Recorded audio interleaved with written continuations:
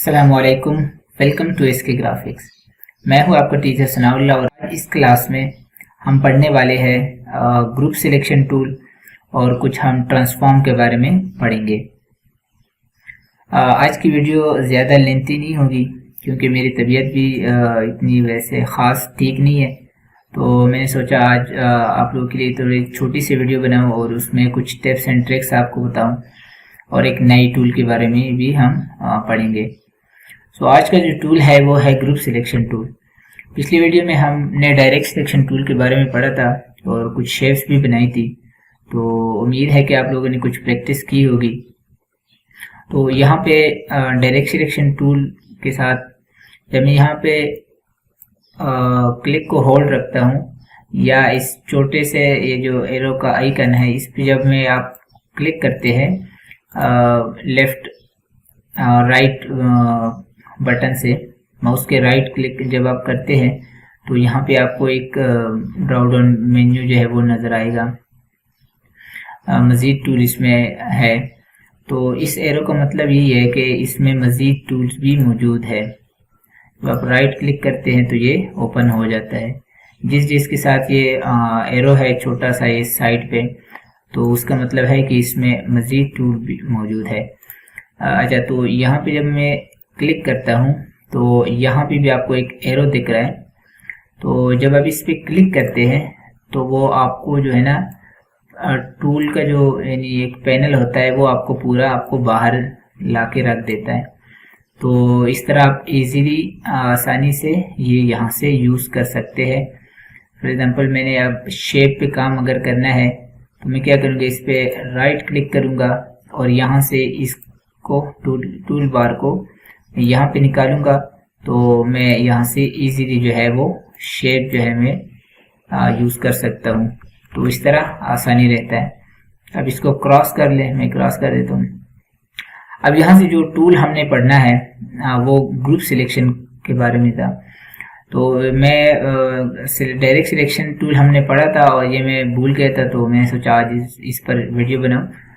तो group selection tool का मतलब पर्पस क्या है कि डायरेक्ट सिलेक्शन टूल से हम एक शेप को सेलेक्ट करते हैं, लेकिन अगर हमने यानी एक दो चीज़ों को ग्रुप किया हुआ है, फॉर एग्जांपल ये दो ट्राइंगल जो है ये ग्रुप है आपस में, और ये फ्रेम के साथ जो ये सन का आइकन है ये ग्रुप है आपस में। अब इन सारों को मैं ग्रुप कर देता हूँ। ग्रुप कैसे करेंगे, इस सेंसरों को सिलेक्ट करके राइट क्लिक जब आप करेंगे तो यहाँ पे ग्रुप का ऑप्शन आपको दिख रहा होगा। अदरवाइज आप यहाँ से ऑब्जेक्ट में जाके यहाँ से ग्रुप कर सकते हैं। कंट्रोल जी इसका शॉर्टकट है। तो ग्रुप सिलेक्शन टूल का पर्पस ये है कि फॉर एग्जांपल अगर आपने इन दोनों को सिलेक्ट करना है ग्रुप में, तो यहाँ से आप क्या करेंगे, यहाँ से जब मैं एक क्लिक करता हूँ तो ये एक जो ट्राइंगल है ये सिलेक्ट हो जाता है। जब मैं इसी जगह पे दूसरा क्लिक करता हूँ तो आप देख सकते हैं ये वाला भी इसके साथ सिलेक्ट हो गया क्योंकि ये ग्रुप है। अगर हम लेयर के पैनल में जाते हैं तो आप देख सकोगे कि ये एक ग्रुप है ये सारा, और यहाँ पे इसके अंदर एक ये ग्रुप है और एक ये ग्रुप है, ठीक है, और एक ये जो ग्रीन वाला है ये ग्रुप नहीं है, इसके साथ ये अलग है। सो ये दो ग्रुप्स है और ये सारा एक ग्रुप है। तो इसका फायदा ये होता है कि जब आपको ग्रुप में किसी ग्रुप को सिलेक्ट करना हो तो ये आइकन ये जो ग्रुप सिलेक्शन टूल है ये आपके लिए बहुत हेल्पफुल रहता है क्योंकि डायरेक्ट सिलेक्शन टूल से हमें अलग अलग इस पे शिफ्ट के साथ जब आप क्लिक करते हैं तो आप सिलेक्ट कर सकते हैं इस ग्रुप को। तो ग्रुप सिलेक्शन टूल का फायदा ये होता है कि जब आप यहाँ पे डबल क्लिक करते हैं तो वो ग्रुप को सिलेक्ट कर देता है। अब मैं जब यहाँ पे ट्रिपल क्लिक करूंगा यानी 3 बार मैं यहाँ पे क्लिक करूंगा तो ये सारे ग्रुप्स को यानी जितने भी ग्रुप्स हैं ये इन सारों को इसने सिलेक्ट कर दिया। आप देख सकते हैं मैं इसको मूव करूंगा तो सारा कुछ सिलेक्ट होगा जो कि ग्रुप है। ओके, अब मैं यहाँ पे सूरज को सिलेक्ट करूंगा, सन को, तो यहाँ पे देखो मैं इसको मूव कर सकता हूँ। अगर मैं इस पे दोबारा से क्लिक करूँ तो ये जो ग्रुप है यानी जो सन और ये फ्रेम है देख सकते हैं ये उसने सिलेक्ट कर दिया। अब जब मैं तीसरा क्लिक करूंगा तो ये पूरे ग्रुप को ये सिलेक्ट कर लेगा। तो इसका फायदा ये रहता है। अब इसको शॉर्टकट की भी आप इसके साथ यूज कर सकते हैं। अब मैंने सिलेक्शन टूल लिया, डायरेक्ट सिलेक्शन टूल लिया। अब मैं जब ऑल्ट प्रेस करूंगा तो ये देखो टेम्परेरी तौर पर आपका ये ग्रुप सिलेक्शन टूल जो है वो एक्टिवेट हो जाता है। अब यहाँ पे क्लिक करता हूँ तो एक क्लिक मैंने किया ये सिलेक्ट हो गया, दूसरा क्लिक किया तो ये वाला ग्रुप सिलेक्ट हो गया। अब तीसरा क्लिक करूंगा तो ये पूरा जो एक ग्रुप है जितने भी है तो वो सिलेक्ट हो जाता है। तो उसका इस ग्रुप सिलेक्शन टूल का यही पर्पस है और ये बहुत यानी आपको फायदा देता है। जब आप बहुत सारे ग्रुप्स जो है उसको हम इंडिविजुअली एक एक ग्रुप को सिलेक्ट करना चाहते हैं तो इस टूल से आप इजीली सिलेक्ट कर सकते हैं। सो ये ग्रुप सिलेक्शन टूल के बारे में था। तो आज हम थोड़ा सा पढ़ लेते हैं कि फॉर एग्जांपल यहाँ पे मैं एक रेक्टेंगल ड्रा करता हूँ। शेप के बारे में हम डिटेल में पढ़ेंगे। तो आज हम थोड़ा सा ट्रांसफॉर्म के बारे में थोड़ा सा एक दो ऑप्शन मैंने बताने हैं। अब यहाँ पे मैंने ये शेप ड्रॉ किया और इसका जो है मैं स्ट्रोक रख लेता हूँ और इस स्ट्रोक को मैं यहाँ से वेट थोड़ा सा दे देता हूँ। ये मैंने इसका स्ट्रोक रख दिया। ओके, यहाँ पे लेके आता हूँ और इसका स्ट्रोक जो है मैं वाइट रख लेता हूँ ताकि अच्छी तरह विजिबल रहे। ओके, तो अब यहाँ पे इस पे मैं क्लिक करता हूँ और ट्रांसफॉर्म पैनल पे यहाँ पे जाता हूँ। तो यहाँ पे आपको एक दो ऑप्शन दिखाई देंगे। अब ये क्या है, ये इसकी पोजीशन है और ये इसका एक्स एक्सेस और वाई एक्सेस ये पोजीशन है।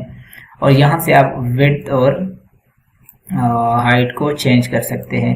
जो कल हमने पढ़ा था कि जब आप शेप सिलेक्ट करते हो तो जब आप क्लिक करते हैं तो यहाँ पे आपको विड्थ और हाइट का ऑप्शन आता है। तो अगर उसके बाद आपने एक शेप बना लिया और उसको आपने साइज देना है तो यहाँ से हम रिसाइज कर सकते हैं। फॉर एग्जांपल इसको मैंने स्क्वायर बनाना है तो मैं क्या करूँगा, इसको मैं 300 देता हूँ और यहाँ से भी 300 देता हूँ। तो देखो ये स्क्वायर बन गया।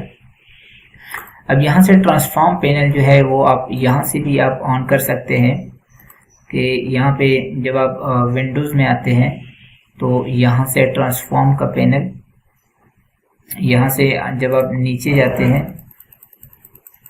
तो यहाँ से आप ट्रांसफॉर्म का पैनल आप ओपन कर सकते हैं। शिफ्ट F8 इसका शॉर्टकट की है। तो मैं जब इस पे क्लिक करता हूँ तो ये मेरे पास ट्रांसफॉर्म का पैनल यहाँ पे आ जाता है। सो यहाँ पे बहुत सारे ऑप्शन इसमें उन्होंने दिए हैं। फॉर एग्जांपल ये ऑप्शन क्या है, अब यहाँ पे मेरे पास एक्स एक्सेस और वाई एक्सेस पोजीशन, यहाँ पे विड्थ एंड हाइट।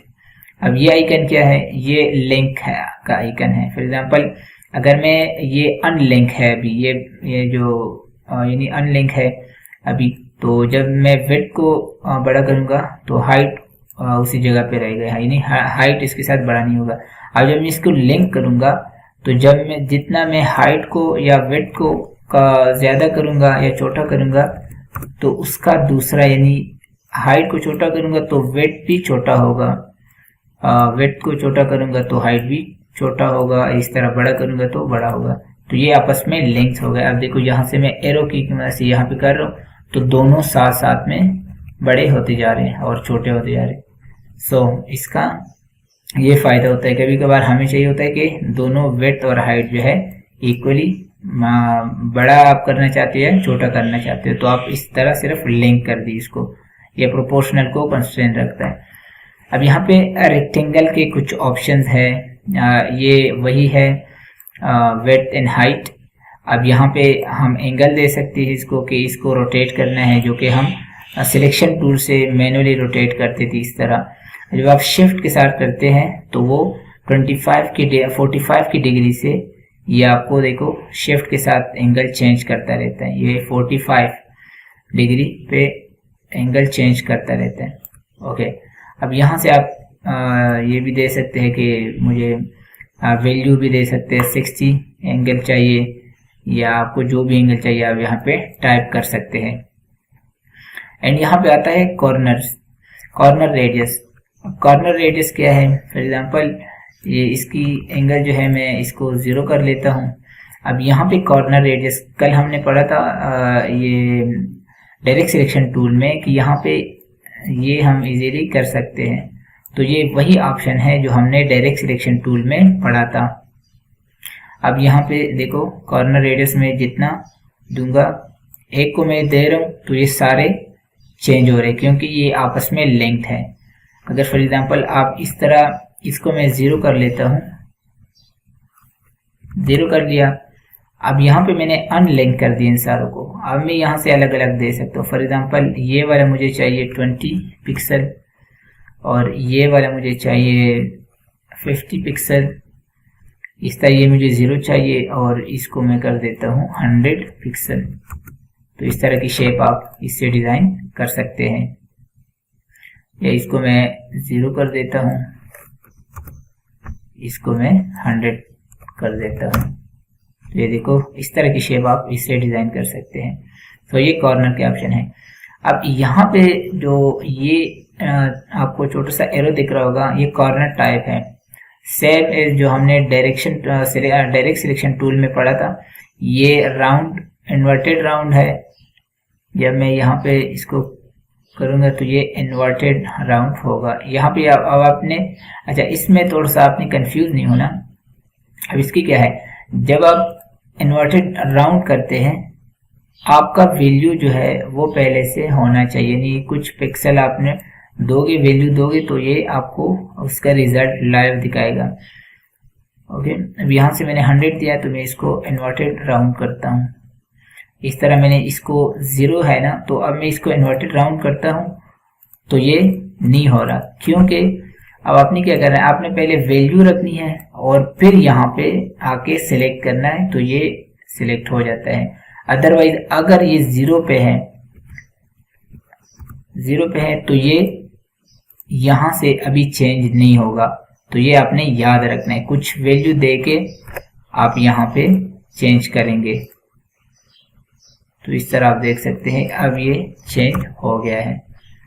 तो इस तरह आप ये स्टाइल भी आप इससे मुख्तलिफ डिफरेंट स्टाइल आप इस कॉर्नर को यूज करते हैं, इस कॉर्नर रेडियस को यूज करते हुए आप डिफरेंट स्टाइल बना सकते हो। जितनी भी शेप्स हैं इस स्टाइल यानी जो भी स्टाइल है आप इसको दे सकते हो। और लास्ट वाला ऑप्शन जो है, लास्ट ऑप्शन कॉर्नर स्केल।